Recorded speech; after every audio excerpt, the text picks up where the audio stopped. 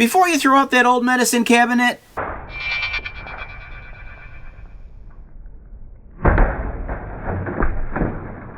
okay, that wasn't a medicine cabinet, but you get the idea.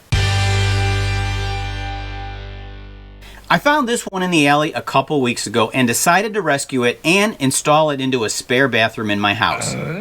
In the past, I've almost always frowned upon painting wood, but painting older wood furniture can really improve the look, especially if you do it correctly. Now, the wrong way to do it would be to grab a paintbrush and just start slapping on paint. Hey, why don't you look where you're painting? I'm painting where I'm looking. Yeah. Why, you...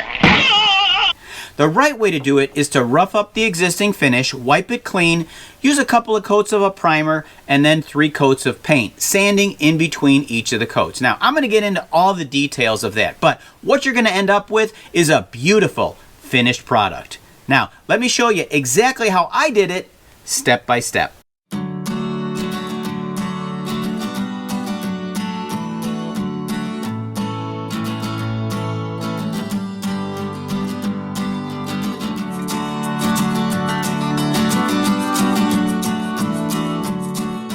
After I remove all of the hardware and electrical components, I prepare for painting by roughing up the existing finish using 150 grit sandpaper. The goal is not to remove the finish, but only scratch it up to give the paint a good bonding surface. Everything you need to paint is going to get roughed up. It doesn't take long, but this step is crucial to get a well bonded finish. I wipe off all the dust using a clean, damp rag.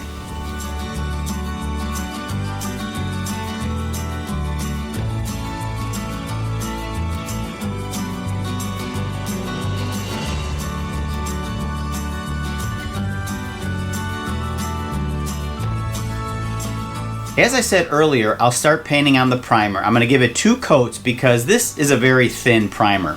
You don't really need to sand between the primer coats because this is a matte finish as opposed to glossy. After 2 coats of primer, I noticed that the surface wasn't completely smooth. I feel small bumps in it, so a light pass with some fine sandpaper will do the trick.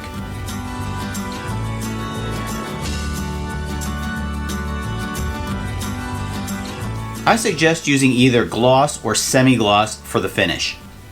Since this paint is glossy, I suggest roughing it up a little between coats, but not after the final coat.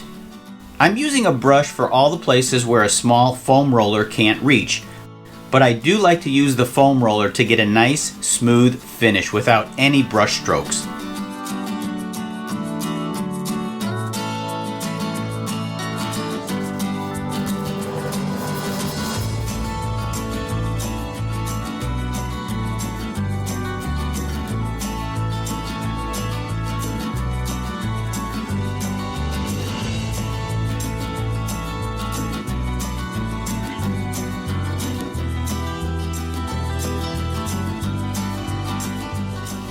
Remove the protective tape, and now we have a smooth, even factory finish. I could clean this up and use the old hinge, but I found these white ones in my stash and I think they're going to look a lot better.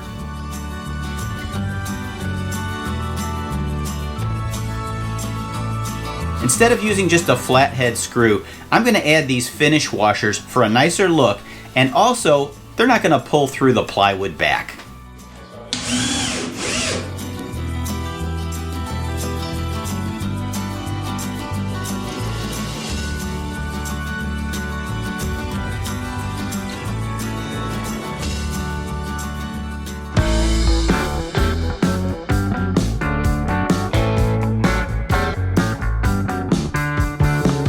And there you have it, a beautiful, like new, alley-picked medicine cabinet that cost me practically nothing.